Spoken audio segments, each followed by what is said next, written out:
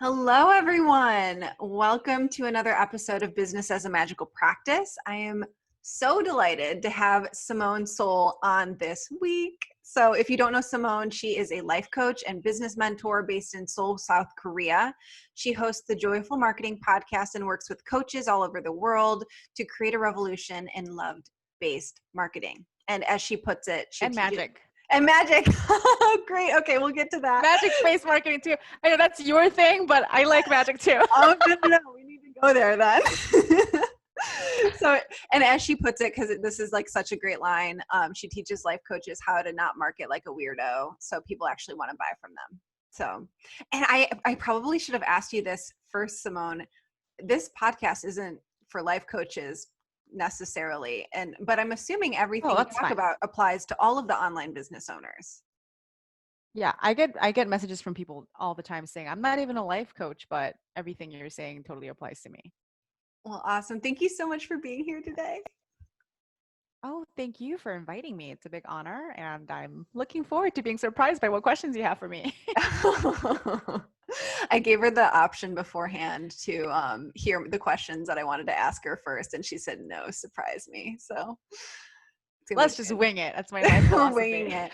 And if you're watching on YouTube, you get to see Simone's beautiful smile staring back at us. Oh my gosh, it's on video too. Okay, great. I didn't know it was video. It looks like you're prepared for video, so you're fine. Okay.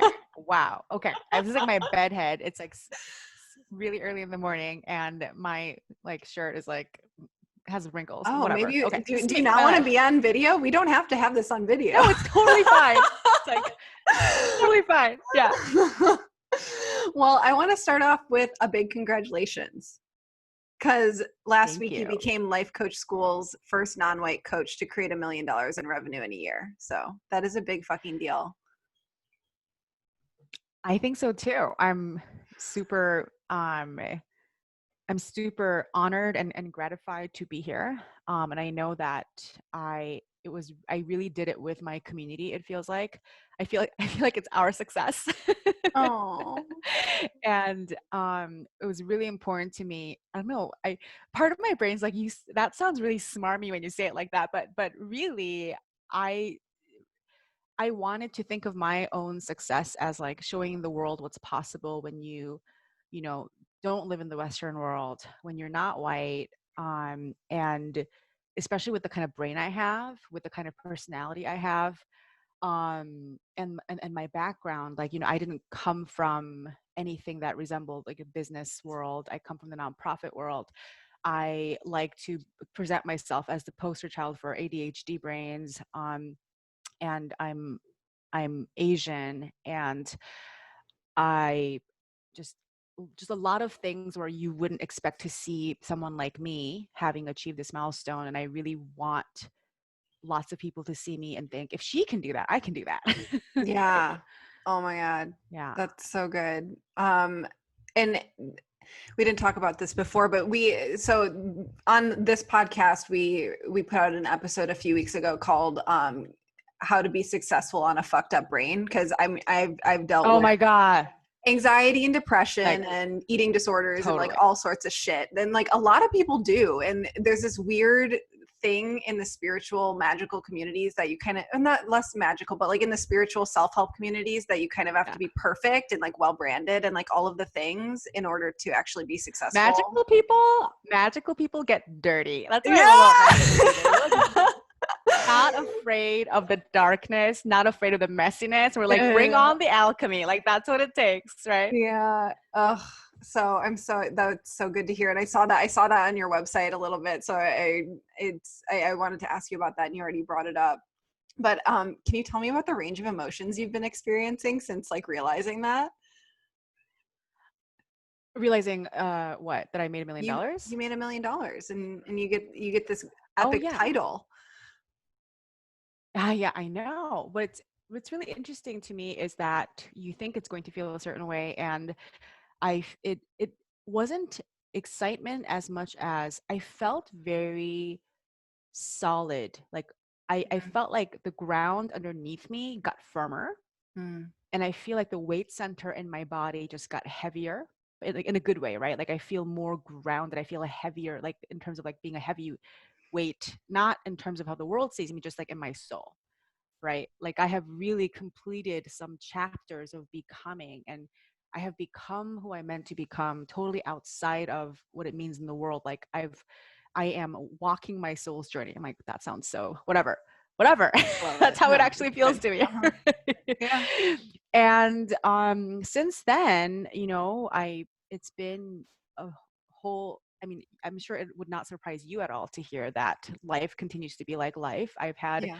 significant, at least emotionally significant challenges in my business that set me out to spin. And all overall, like I'm very calm about it. Like I'm like, oh, I arrived at the next level of the video game.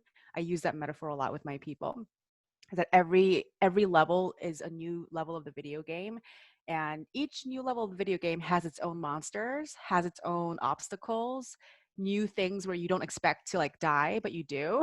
And you got to start Mhm. over, right? Like, Yeah. and so like, oh, here's a new level of the video game. I belong in this level. I have earned this level, Yeah. and let's play, Mhm. right? So what are you struggling with now? What are your biggest video game challenges at this level now? Well, since this is like the first 2 seconds of me being on this level, I don't have the full picture yet. The journey's always going to show me what monsters are going to try to kill me.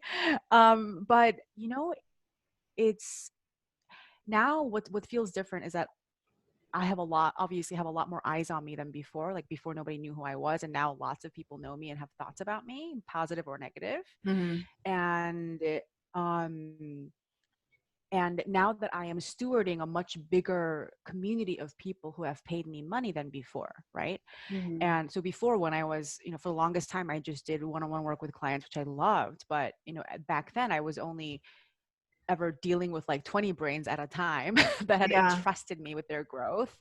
And now it's like hundreds, right?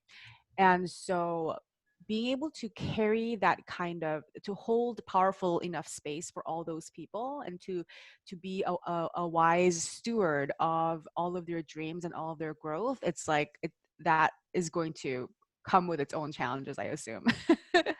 and and more than anything, since we started talking about this in the beginning, I have no doubt that the ultimate challenge in this level of the video game is expanding in my capacity to love myself and to have my own back, not in spite of my quote unquote weaknesses and my failures and the darkness that gets stirred up inside of me, but because of them, and to work through them and to use them as alchemical ingredients in my becoming. Now, I love that I can use words like this on your podcast, because I usually hold back a little bit on my podcast, because I'm just realizing now that I've been like a tiny bit in the closet with my magic. Oh my gosh.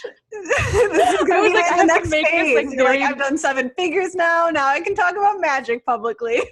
exactly. I'm going to talk about all the things. I'm going to talk about hermeticism and alchemy and everything.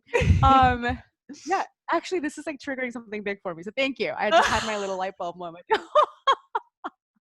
She's been holding back, you Yeah, so guys. You it's heard like, it here first. you heard it here first, right? And so yeah, like here's the thing, like I expect now to fail a lot. I expect to fail maybe in ways that are more public than ever before, because Mm. nobody was looking at me before. And I have seen like my mentors and the leaders that I look up to go through quote unquote public failure. And the reason that I consider them my mentors in the first place, and I admire them so much, is because of the way they allow themselves to be almost like cooked by the experience, right? Mm. They're not resisting it. They might not like love it and laugh through it, but they let themselves be rocked by it, and they get soft, they get vulnerable, they hurt, and then they're a different version on the other side. And it's like do your people do astrology? Probably, right? Oh yeah. Yeah, yeah, yeah. Okay. Yes. I'm like, I'm gonna let like the plutonic and like Uranus forces just like rock through me, like whenever they might occur, and like, you know, God give me strength. Like it may sound a little bit bleak, but I really like think of all of those forces as my partners and in my becoming. And I have seen in myself over and over again that every time I feel like I'm about to break is like when the best breakthroughs happen. It's the best growth happens. And so I don't, maybe this is like a really vague answer, but I feel like coming into this video game, like I feel more prepared for it than ever before.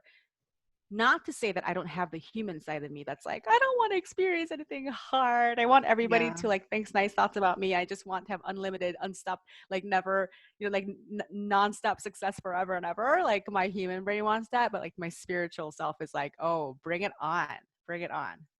Do you ever allow yourself to get comfortable on a level, or are you very committed to what is the next level that I can get to? I love these questions. I don't let myself get comfortable in a level ever.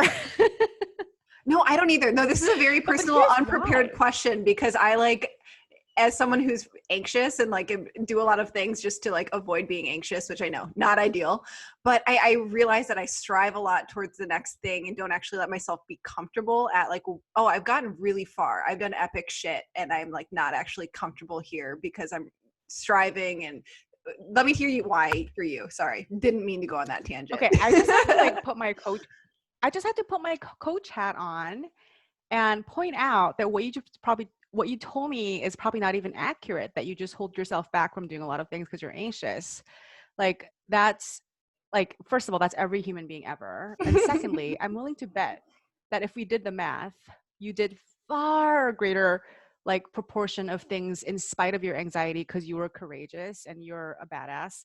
And I just bet that your record on that is far more impressive than you giving yourself credit for. I'm just saying. Thank you. I appreciate you saying that. Okay. Okay. I like barely know you, but I can read people. Okay. So that said, I think the reason that I never let myself stay at a level is because when I say level, it has nothing to do with like, oh, now that I've made 1 million, like I won't stop until I make 5 million. Like that's not what I mean. Mm-hmm. To me, the growth is always into greater wholeness, greater integration of my being, greater healing, greater self-love, greater expression of my, oh, these are all the words I never let myself say on my podcast. Okay, greater experience of like all that my soul was meant to express in this lifetime. Mm-hmm. And so maybe that has nothing to do with what the outside world sees as growth and accomplishment, but there's always the next chapter when the forces of the universe is like, okay, this is the chapter for this kind of growth. And I have a hard time resisting that. It's like, what else am I going to do? Right. Yeah. And at the end, I love, like, I live to become more of myself. Mm-hmm. Right. And so I think that's what I keep leaning into. And also because the ingredient is love. I'm like, okay, how can I get to know love more? How can I become more of love? How can I take down more of these walls that I built for myself and just give myself to the flow of the universe, right? Like that to me is what beckons from the next chapter. Beautiful. And just skipping back a beat to, you were talking about watching your mentors cook through certain experiences that they have to go through. I was just reviewing the alchemical process the other day for a program we're putting together for 2021. I bet if you go and review it, you'll find some more interesting terminology to use, because it's like that 7-step process of actually alchemizing something. So I invite you. What are the 7 steps? Or is that like exclusive to the program? Oh, no. It's just like Google alchemical process. We're doing it right now, so everyone can do this together. Okay. Yeah. Wait, you want me to Google it right now, literally? No, I'm Googling it right now. Don't worry.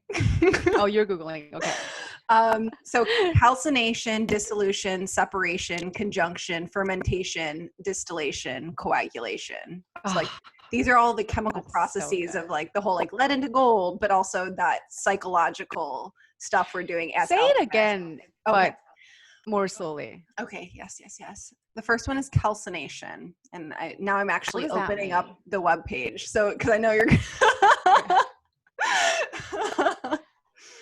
Okay. One sec. One sec. While you're looking that up, I got this word cooked from and cooking from an astrologer slash philosopher I love, whose name is um, Carolyn W. Casey. Is that her name? Oh my God. It's like way too early in the morning. I think that's her name. Carolyn Casey. Caroline? Oh my God. Carolyn or Caroline? Okay. Uh-huh, W. uh-huh. Casey. And she talks about this Rumi poem that I haven't read myself, but I heard it from her. A Rumi poem about how like chickpeas start out very like hard in the beginning, but then you put them in boiling water and then they cook and then they cook and then they cook and meld with all the spices and the other ingredients. And at the end, they're like mushy and soft, but then they become something totally different, something edible, something delicious. Mm, And so the point was like, be the chickpea, like let yourself be cooked by the experience, let yourself meld and marry with whatever's around you to become this other thing. And so she says that in reference to the Rumi poem, it's like let yourself be cooked, right? mm. So I just wanted to reference that. I love that. That's beautiful. Okay, so now we have our background information.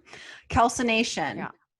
To calcine something is to burn it until it's reduced to ashes. I'm just going to stick with this Oh. straightforward because it does go into the psychological Yeah. interpretation, but we're going to get through these because this is about you and we're taking a tangent. The next Yeah. is dissolution. This kind of operation demands a cycle of meditation, which is crucial for a successful dilution of the parts into a fluid condition. So it's about dissolving, obviously, dissolution, separation, so separating the components, conjunction. The separated elements demand a new combination to find the balance. Fermentation. The stage of fermentation is also a metaphor for pregnancy and fecundation. I don't know how to pronounce that, but it's fecundity. I know what fecundity means. Yeah. So that's includes putrefaction in there, and then distillation, distilling it down, and coagulation, bringing it back together. So You know what I love about all of that is what? that none of it sounds particularly pleasant. I know. That's Right? Like it so just much does not busy. smell like it doesn't sound like any of it is going to smell very nice. There's some like Like think about burning and yeah, burning and there's like coagulating and like fermenting and like putrefying, it just sounds like rotting. yeah, it's gonna like smell fucking nasty. Uh-huh. Oh, well, so that I was thinking that could be like so that's what I'm kind of diving into right now in my time Yeah. of really understanding that with business, but it felt like such a great parallel with the cooking that happens to oneself when they publicly fail.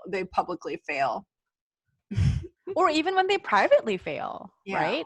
Yeah. Because I think that a lot of us, I'm sure you know really well about this because you see a lot of entrepreneurs. I think the number one reason that people don't end up making it is because this alchemical process happens and it smells bad and it feels really bad. Mm-hmm. And they think that's something that it shouldn't feel like that. They think they're doing it wrong Mm-hmm. because it feels so bad. And they don't get to see themselves through the transformative process. They don't get to end up like the chickpea stew, right? Yeah. Um, because they're like, oh my God, I'm burning. It hurts. This is bad. And they get out. We're like, no, let yourself burn all the way. Mm-hmm. And I feel like there's also something almost like holy about giving yourself to that experience. And that's why like I'm on a mission to tell as many people as possible that that's what it's supposed to feel like. Mm. And we're like tying everything together that we meant to talk about. And I think what makes that particularly painful or difficult to bear is if you have trauma, right? Yeah. Because I think the more sort of more robust you feel in yourself, the more you're able to withstand the burning and the coagulating and the fermenting and all of this stuff. And for those of us with trauma brains, I don't mean to like put everybody in a one category and say we all have the trauma brain. Like, I don't mean like that, but I just mean as a shorthand for those of us who struggle with some form of trauma response, which I actually think is the vast majority of us. I think it's 99.99% of people. I have yet to meet a person, right? Uh-huh. So for those of us, what gets triggered is when the alchemical process happens, we feel deeply, deeply unsafe, and we have to run away from the experience as fast as possible to restore a feeling of safety, Mm-hmm. which is I'm sure you know, which is a brilliant survival mechanism, right, in evolution, but somehow like doesn't end up aligning with the growth of our soul. Mm-hmm. And I really wanted to make my life's work be about helping people to find the tether almost to the strength of their spiritual self in the nervous system breakdown. Mm-hmm. Sounds real fun, doesn't it? I thought this was joyful marketing, Simone. I thought this was joyful marketing. There's a total bait and she is tricking you. I lured you in with the joy, and then I hit you with the fermentation. Right? But what I think, but jokes aside, what I think enables true joy, not joy like you're running away from what's hard, not joy like you're numbing yourself with sort of shallow pleasures, but I think true joy comes from discovering more of yourself. Like it comes from the strength that you didn't know you had in the beginning of the fermentation process, right? The joy comes from, oh my God, I thought I was being burned and then I thought I was going to die, but now I am a delicious chickpea soup. Like it comes from like meeting the greatness of your soul in greater at greater and greater levels. And that to me is everything. And I hope to be a part of the catalyst for people to experience that. And it's really interesting to me because like right now, part of my marketing conundrum is that people might hear the word joyful marketing and think it's all about like rainbows and daisies and like positive thinking, and you'll just like feel good and go tra la la la la, and you'll manifest all the clients. Like, there are like strains of the self-help world that believe that, and I'm, as you can see, I'm so not about any so yeah, and if I could add something, this is just my personal belief that those of us with more awareness of our own trauma, those of us with anxiety brains, depression brains, for those of us who are born with a sense of like an extra acute sense of like, there's something about being in this world that does not sit right with me. Yeah. Yeah. This world, I don't know. What is planet Earth? I don't understand, right? Like, for those of us who have a more acute sense of that, I think a lot of our astrological charts tell us like which one of us that is. I think it's even more important that we do this work for ourselves because we have so much to teach the world. Like we are here to evolve the world. And if we were firmly of this world, then we would not have the perspective to catalyze evolution in this world. And so I hate to see people disqualify themselves from doing this work to serve, whether it's in the form of healing or life coaching or so many different creative things that people do beautifully. If it feels harder because of your nervous system, because of the brain you have, it's probably because there's an even more important thing that you have to teach the world, that you have to catalyze for the world, for the unique people that you are meant to serve. And I would love for everyone to stick around enough to find out what that is. Yeah, well, there's probably also the other layer of, if you're a spiritual, magical, however you define yourself, person, it's this, we all at some days wake up and you're like, I wish I just didn't fucking wake up. It would have been so much easier if I didn't wake up. Like if I wasn't awake, like there's that like veil that people who are doing these businesses in a way that it is an outpouring of their soul or of this divine unfolding. It's so different than someone who's just like starting a bakery. But I mean, like, of course you can also start a bakery, but like just to have like a business and to make a business versus like, oh no, I'm actually like bearing my authentic true self through my business, and that's a part of my marketing. Oh shit. Like like and like that doesn't even necessarily have to do with any sort of nervous system issues that a person could also have on top of that. So, but like, what do you mean? Like, well, I kind of see it like there's this category of, I'm imagining a Venn diagram of like the category of people who have some like brain nervous system things going on that may trigger certain things. I don't know.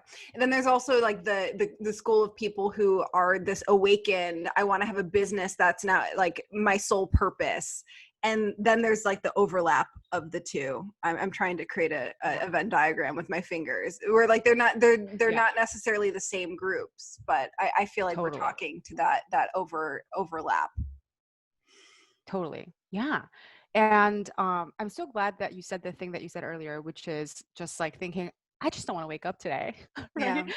And I think like before, there's people who understand what that means. And like before, when I have confided in people with those thoughts, like they were like, oh my God, are you like suicidal? Like, do you know? And I'm like, no, that's not what it's about. Like, I mean, some people who think that might actually be, but it's just a discomfort with the world and with like being. And I think for us, the world as it is and the state of our being, like it should be very uncomfortable because we're not like from here, right? Like, again, note to self, like, wow, I've been holding a lot of stuff back on my own podcast. It's all coming out.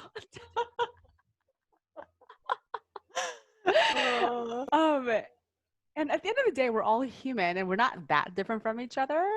But I think like what Sam and I both want in common is for you to take your sacred mission very seriously. Yeah. She's nodding, everybody. Oh yeah, sorry. I was just feeling it, you know? Yeah. Okay, but going back to trauma responses, there were a few things like you gave very specific examples, and I'm wondering if you can like talk a little bit about each of them here with all of us today.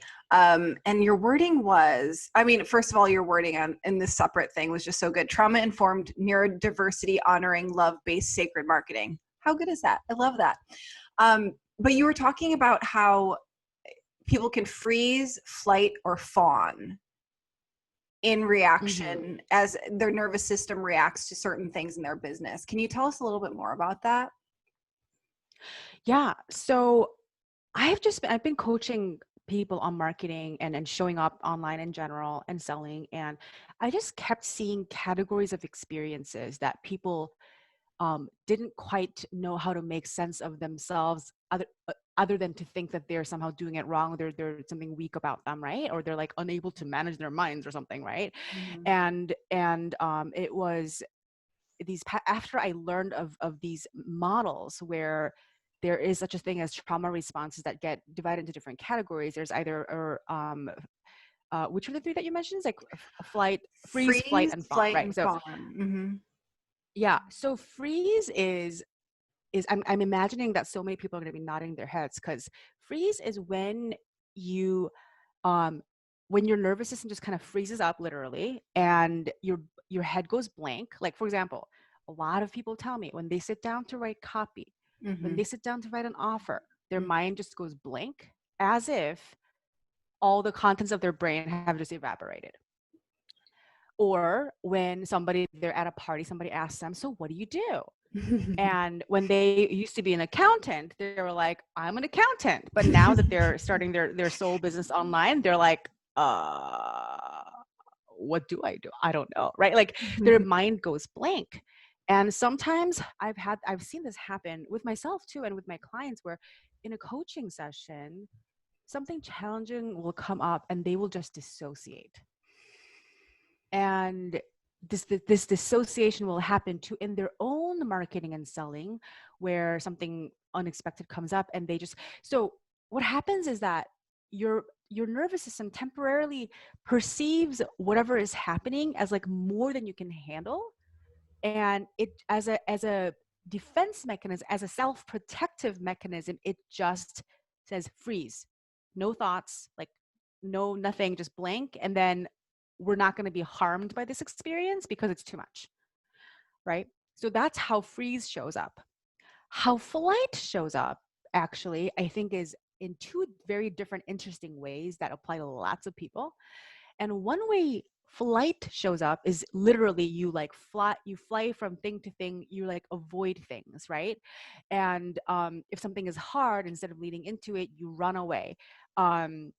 People with a pattern of like, you know, avoidance, like those of you, you know who you are. Like I was and am one of these people too. Like our first instinct is like, scary, run away, I don't want to do it, right? Like in my family, it's like, don't give Simone like any bill ever, because she's just gonna ignore it. She doesn't like looking at it. She's like, she's a child. Well, Like, is procrastination a different one, or would probably procrastination falls into this avoid procrastination category? Looks like flight. Definitely. Yeah. So avoidance procrastination, because again, it's not because you're lazy, it's because your brain, like for me, when I'm ignoring something like a very menial task that takes 3 seconds to do, but I'm ignoring it, it's because my nervous system is telling me there's something really scary there that's going to like fry your nervous system and you're going to die, right? Like intellectually, I know that's not going to happen, but my nervous system is like incredibly on high alert.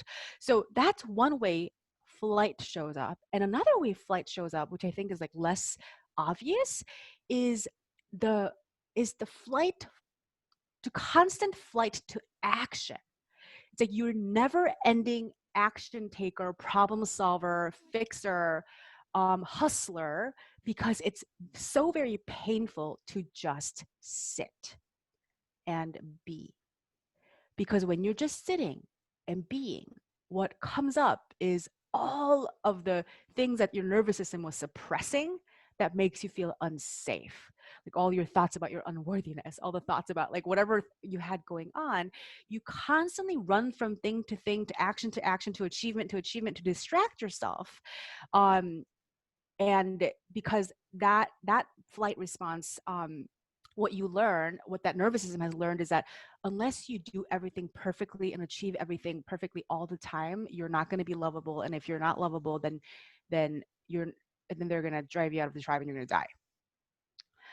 And some people, lots of incredible successful people, keep up this pattern of nervous system flight response for decades. And they look like they have everything from the outside, but they're tired, right? Because if they think, if I were to slow down and just sit still for 1 minute, I'm going to die, right? So those are the people that I also like I want to take care of them. Like, not, just like, I just want them to introduce them to this path of growth where they learn how to just sit and not feel like they're going to die. And I say these people, but it's like a part of me too, right? Like it's so many of us. That's flight. And fawn, I have all these pieces in me. And fawn is when your nervous system again perceives a danger, something has gone wrong, there's a danger, and your way out of the danger, your way to create safety is by blindly appeasing whoever's in front of you and whatever you think they want. So if it's a confrontation, it's like, for a lot of women, it looks like over apologizing. It's like, oh my God, I'm so sorry, I didn't mean to do that, right? And oh yeah, you're totally right. Oh yeah, I totally misunderstood. Like that kind of almost like erasing of your own self, your own thoughts, desires, wants, and needs, your own judgment, because to assert that at conflict with somebody else's is like death. And you want to create safety as fast as possible. So this looks like people pleasing, right? When you market, over apologizing for like showing up to market and sell. And if somebody else like gives you feedback, even though they're far from your ideal client and they were never going to give you money anyway, and frankly they're kind of an asshole, you're like, oh my god, I'm so sorry, like that's not what I meant, and like you just like bend over backwards for them, right? That's fun. And you're not doing it because you're a sucker. You're doing it because your nervous system thinks that's the best way to help you not die. So that was kind of a long explanation, but that's the three. And these three things happen So good. all the time. And the fourth thing that wasn't in that post, but also comes up is fight, of course. Right? Fight is also a nervous system response. And fight, I think this happens maybe less frequently than the other ones with women. I know I'm like very, very largely generalizing, but fight is, you know, No, when it's just Aries. if you're the kind of person who gets into arguments a lot. Sorry, bad joke. It's just Aries, exactly. If you find yourself getting mad a lot, you get into a lot of arguments, you kind of like, you always want to like win, like come out on top of every situation. And like, even if that means like crushing the other person, and you want to like destroy the other person. And like these can happen in these like micro instances, like online. And if you're feeling that aggression, that kind of tightness in the chest, shortness of breath, that makes you feel like I have to go to battle and win in order to be safe, that's the fight response, right? It's another way that your nervous system the trauma response just tries to keep you safe. So something that a concept I've been jostling around with in my mind for a few months has been the idea that a lot of business owners are codependent with their businesses. And I'm wondering if it would actually fit really nicely into this trauma response system. Tell me more about the codependency. What does that mean? Well, I think it's the two sides of people who are just, they're working all the time because I'm like, it's kind of what you're saying with the flight. They can't stop, or they have like this huge need for security, and they think another shoe is going to drop, or they're so nervous it's all gonna like end, or like something bad is gonna happen. So they just keep on moving forward because they just want their business. They want to make their business have them feel safe in a lot of ways. And then on the other side of it, it's codependency with clients, which like in my mind, it's like it's a part of your business, even though it's another human versus like the soul of your business. But I see this over and over again. But like I'm kind of hearing it with what you're talking about with Fawn, of this people pleasing, when in my head I'm like, oh no, they're instead of acting out their codependency in their love relationship, they're acting it out in their work relationships. Absolutely. You will just, whatever you got going on, you will just act it out in whatever is the most intimate relationship. And of course, a lot of the times it comes out in romantic relationships. And for a lot of us, I feel like I have two romantic relationships, one with my business and the other with my husband. I love that. It's like, I feel like we're in this like polyamorous arrangement. This is like me and my business and my husband. I probably need to get coached on that. But yeah, it's like both are always like showing me what I need to work on, right? So if you do it with people, like for sure you're going to do it with your business, because your business is like a person. And yeah, I completely agree. So on that note of how you worded what you just said, so this podcast is called Business as a Magical Practice, and it's from the lens of, as magical spiritual people, we use our practices in order to better our business. But I think a lot of us do or could use their businesses as an actual ground of a spiritual practice. Do you do that? Oh, yeah. And if so, like, give us the details. No, but it's not, do I do that? That's 100% of how I see it. Yeah. Right. Like I think the only reason we have a business is because it shows us exactly what we need to work through to grow to the fullest expression of our souls. And I think that's the only thing that would keep me going. Like at this point, yeah, I made $1 million. It's not like I've made all the money I could ever spend, but I eventually plan to make all the money, more money than I can ever spend. I'm going to just make like all of the money in the world. Right. And even at that point, like what's going to drive me isn't like when money stops driving you and fame and glory and other people's like, admiration of you, that does not, if that's not the point, right? Like the point is that, again, every level of the video game is going to show you what the next chapter is for you to become more of yourself. And I think what's really beautiful is that the way at every level it looks different, but whenever you lean into that, whenever you just agree to play with the chapter, like agree to play with the video game and stop resisting it, that's when you actually end up being the most useful to the world. And that looks different at every stage, right? Like how I could be more useful, the most useful to the world now at age 34 is going to be very different from the way I'm going to be able to be the most useful to the world when I'm 85 years old, right? And if you think they should be the same thing, like if you think you're always going to just want to make more money, more success, more impact, more whatever, then you're just not going to like have a very good time when you're 94 years old because you just can't do it anymore. Right. Uh-huh. So it's in the end, it sounds so like spiritual, but whatever, like we are spiritual over here. At the end, it's you and your soul. And what I would say in my language, I say like my God, right? And for other people, it might be the universe, whatever. It's like, it's me, my soul, and my God. And it's our relation, and everything is just like a mirage, like a mirror that shows me my relationship with my own soul and with my God. And so, absolutely. Like I was so resonate with the title of your podcast, like business. It's not the business. You look at business as a magical practice. Business is a magical practice. And it's how magic is showing itself to you. Mm-hmm. Right. And you could take it, the whole thing, as a magical operation, or you could pretend like it's, what's the opposite of magical? You could pretend like it's a Muggle. 100% material muggle operation. And I just don't think that version of it makes a whole lot of sense. Yeah, totally.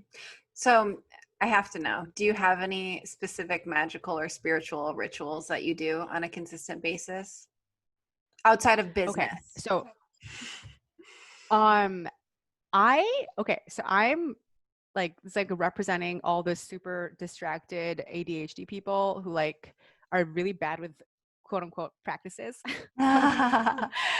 there's nothing that, or I can sustain my attention to do in like a ritualistic habitual way, that there's like, I wish I could tell you like, oh yeah, like every Thursday I do this ritual and da da da, and I don't.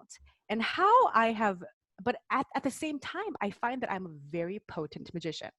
Mm-hmm. Like, I created fucking $1 million. Like I'm a creator. I'm a magician. I create the shit out of whatever I want. Like I do alchemy like nobody's business. But why is it that I do that when I don't have any practices, right? And then I realized that what I'm actually doing is that my whole being is profoundly magical. And this is what I tell people. I tell everybody that I'm a quadruple Pisces.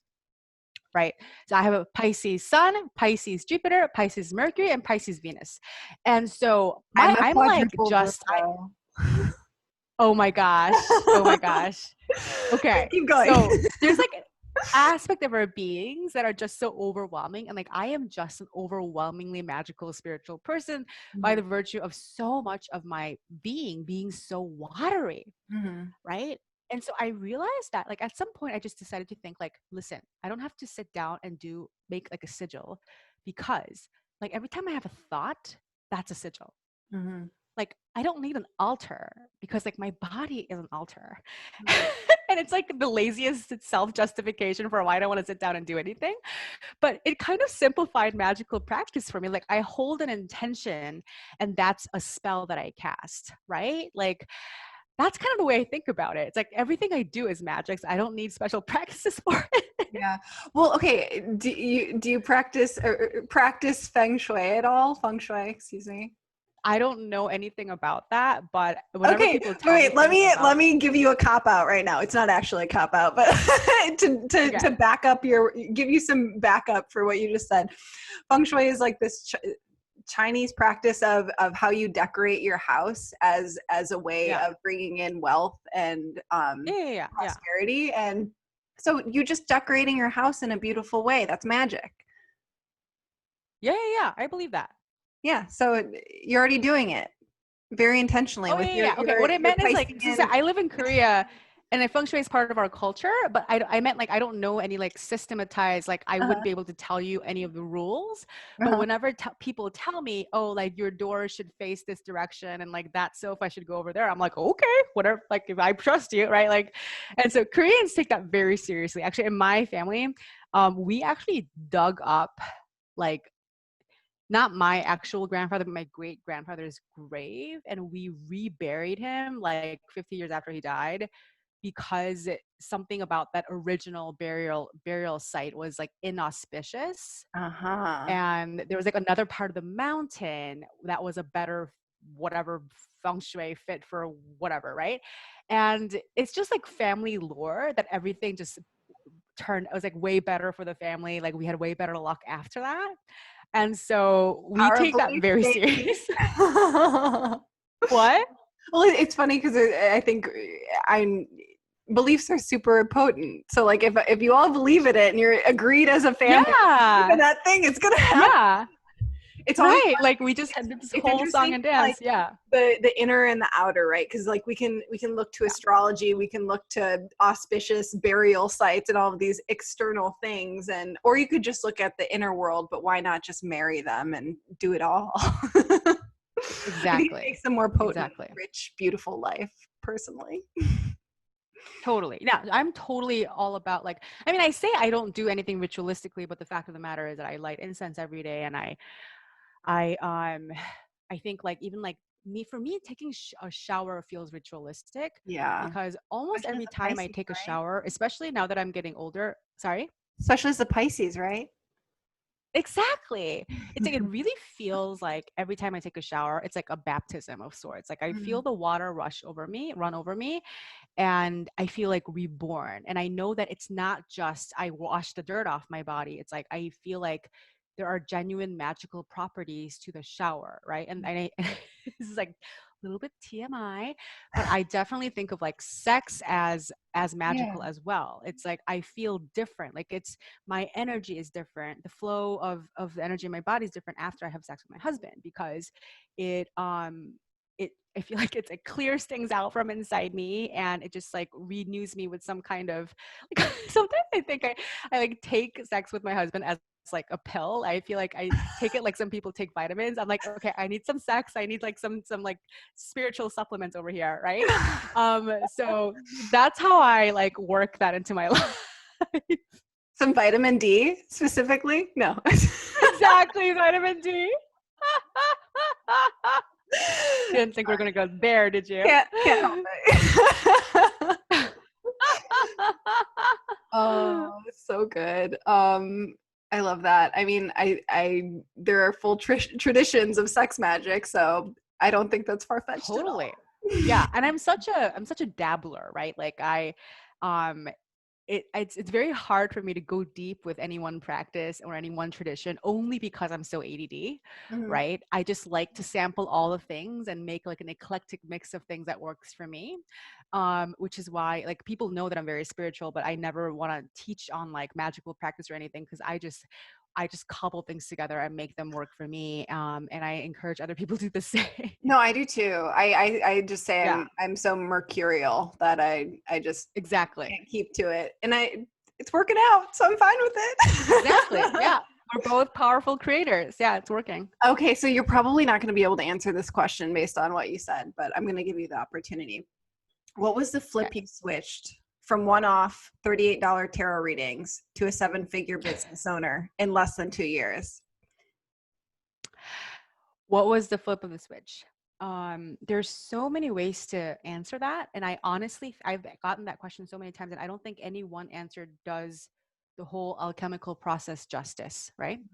And again, this is the kind of thing I would never admit to in my own podcast. So you're hearing all of my secrets here. But if I'm being really honest, I like attribute some of it to me just having come out of my fucking Saturn return. Yeah. I just went through a whole process of being cooked. Now, the reason I wouldn't necessarily say that on my podcast, well, I already said it here, so it's on the record, is because like I don't want people to think like, oh, I have to wait until the end of my Saturn return to do what she did. because that's just not true. Like people at all stages of whatever, you can make whatever you want happen at any stage. Yeah. There's no limit that way. But to me, I feel like I had just been through a very profound process of being cooked. And I had, it's not like I like arrived, but like I really feel like I shed a layer of skin, and I was really ready and able to go fully into, like lean fully into that alchemical process. And something that I've talked a lot about on my own podcast and my own coach's podcast is my ability to lean into what my ego wanted to reject, like lean into the discomfort, lean into things that my mind just automatically threw up resistance around. Like, oh, you like hate the thought of selling? Great, let's learn how to love it. Like, you hate the vulnerability of like people having like a particular thought about you. Let's try to make as much of that happen as possible so we can just work through that now and get it over with, right? And so, and constantly I just made decisions, like small decisions, medium ones, big ones, to run and to go in the opposite direction of what my brain wanted me to do to be safe. And in the process, I healed so much of my own trauma. In the process, I discovered a strength in myself that I didn't know I had, which is what makes me want to teach this work to other people, right? And so if I were to look at the overall pattern of things, I think that that's the biggest pattern that I attribute my success to, is my ability that I had gained after my Saturn return to look at challenges, look at what's hard, look at what's triggering, and say, you know what? Let's stay with this. In the past, we would have just run the fuck away and pointed fingers. Now we're gonna sit. We're gonna figure this out. We're gonna figure out what's on the other side, right? Beautiful. I didn't like my Saturn return either. It's funny you say that because I wrote Saturn return sucks balls. I wrote on Instagram of like dissing people blaming everything on Mercury retrograde and their Saturn returns, and then at the end I'm like, but really my Saturn return was the worst and things were so much easier afterwards. Totally. Everything is a blessing except that part sucks balls. Yeah. No, I feel you. It's like you don't want to blame No, but there's you want to honor that, because I swear to God, if it wasn't for my Saturn return, I would not be the person that I am today. Like, the Saturn return or Mercury retrograde isn't against you. It's supporting you. Except success, me achieving success inside my Saturn return looked different from what my success looks like now. Back then, it wasn't everything going amazingly well and me, succeeding and making tons of money and everything feeling like just growth all the time. Back then, the success was just being alive every day and just not dying and letting myself be taken by the waves. And it did not look pretty. It was not glamorous. In fact, a lot of it was quite ugly. I was like breaking down all the time, but that's what it looks like. That's if you're doing it right. Because at the end, you become a different person. Like another Caroline Casey thing that I love that she says is, just like making people, like scaring people about these astrological period, like, oh, Saturn returns so terrible, is kind of like telling a woman that she's gonna like be pregnant for 9 months but not telling her that there's gonna be a baby at the end.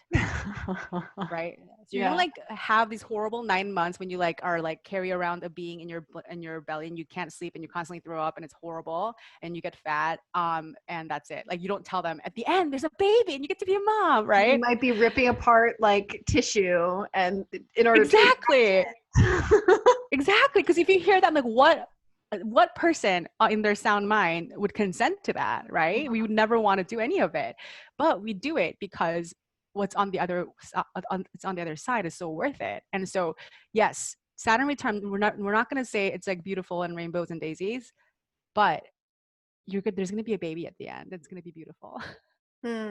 So true. I love that. Well, I want to be respectful of your time because we're already over 60 minutes together. Is it okay if I ask you really? That was so fun. It just flew by. Do you have someplace to be, or can I ask you a couple mini questions? Yeah, let's do it. Okay. So mini question number 1 is, what is your favorite purchase you've made over the last however long for your business and for pleasure? Okay, so this is a very timely question because I just made this purchase yesterday after a lot of deliberation, and it was a magical decision that I made. And I have been thinking about how to celebrate myself with an appropriate gift for the $1 million achievement. And yesterday I knew that it had to be like something good, like not like something that I could have bought with my former budget, like Yeah. something to really signal to my own spirit, like this is a new level. And I went and bought a necklace um with that was at the head of a serpent from Bulgari. And there's a whole line of necklaces and jewelry, like rings that, and also purses that Bulgari has, where like the theme is like, it's called Serpenti, and it's all like snake heads. And snakes mean a lot to me for many reasons. And this one that I chose had, it's like studded with diamonds, and it had like sapphire eyes and like malachite, like scales on its head. And just the colors just called out to me. And immediately it was like, you must buy me. And I walked into the store where I have never walked into a Bulgari store before, because I just felt like I'm the wrong kind of person to be there. And I was like, I don't care how much it is, I'm going to buy it. And then so I bought it. I'm going to tell the whole world how much it was. It was no, hold on. Just to make sure that I got the math right. No, it was 21 grand. It's 21 grand. And I was like, in that moment, I was like, this is like, my brain is like, this is the dumbest thing ever. And my spirit was like, this is who we are. Oh my Get that snake head. And I wished I was wearing it so you could see it right now, but I put it away before I go to bed because I'm like terrified of sleeping in it. But it's beautiful. And I so feel fun. like this 21 grand necklace is going to, it's literally, it's a magical relic for me. Yeah. It means so much more to me than just jewelry. And I think the most expensive jewelry I ever bought before that was like $200. So new level, new me. And it brought me so much magical pleasure. I felt up leveled as a person, as a business person, as a woman, as a magical being with it. And I love it. What a perfect talisman. Exactly. It's a talisman. Exactly. And then what about for your business? That was for pleasure, which I love. That's so fun. But I feel like this is for my business though. Okay, come on. You know. That was for pleasure. I literally feel like it was for my business. I don't know. What do you buy yourself for your business? I don't even know. New software, new hardware, new team members, course, Maybe. a mentor. Yeah. I mean, I just dropped 50 grand to continue coaching with my coach. So that was like a gift to myself as well. I'm always going to invest, but yeah. I can't think of anything along those lines now, but I do want to like emphasize that the necklace really does feel like a business expense. Like I'm not going to expense it like on my taxes, but it feels like that because it's to serve my next becoming, right? Like it really is an energetic thing. And I think, I don't know how, I don't have to know how, but me having that necklace and me being willing to wear it and even talk about it, right, is going to serve a really important purpose in my business. Yeah, no, I feel that. I think that's a lot along the same lines of, I've heard people talk about think as a business owner, thinking of self-care as profit generating, like classify that in because your everything business is connected. yeah, totally. I think that's really important, especially for people in flight response. Absolutely. Yes. You don't compartmentalize it. Everything that you do for you is for your business. Pleasure is business. It's all energy. Everything impacts each other. Mm-hmm. Well, thank you so much, Simone. This was so fun, and I'm honored that you shared a piece of yourself that you haven't been willing to share with your audience yet. I feel like I shared lots of pieces that I would have been willing to share before. So, it's like be authentic or go home, right? Like what's the point? Just okay, here's all of me. I might change my mind about these things later, but this is where I am today. I feel you. So where can everyone find you? Tell us what you're offering if they're your people. Yes. Okay. So if what I'm saying resonates, you're probably my people. You can find me on Instagram at simone.grace.seol. That's probably the best way to find everything. And if you want to join my community, it's called Joyful Marketing. I already told you it's a bait and switch. I call it joy, and then I get you in, and then I blast you with the spiritual growth. And it's only for life coaches. And it's a way it's a place where we get to really rewire our brains and nervous systems and even like our spiritual selves in all the ways that we talked about, so that there's nothing creating static in terms of you showing up with the full force of what you're here to express on this earth and make a killing that way and help so many people. So that's what we do. And we would love to have you. Oh, and my podcast is called Joyful Marketing too. And even if you are not a life coach, she shares gold. I definitely follow her podcast and her Instagram. Yeah, you're welcome to listen to my podcast. Yeah, yeah, definitely. And I feel like this is the first time we've talked, but I feel like I've gained a friend and an ally in the work. So I'm very happy. Thank you so much for having me. Oh, thank you for being here. And thank you everyone for listening and being on this journey with us.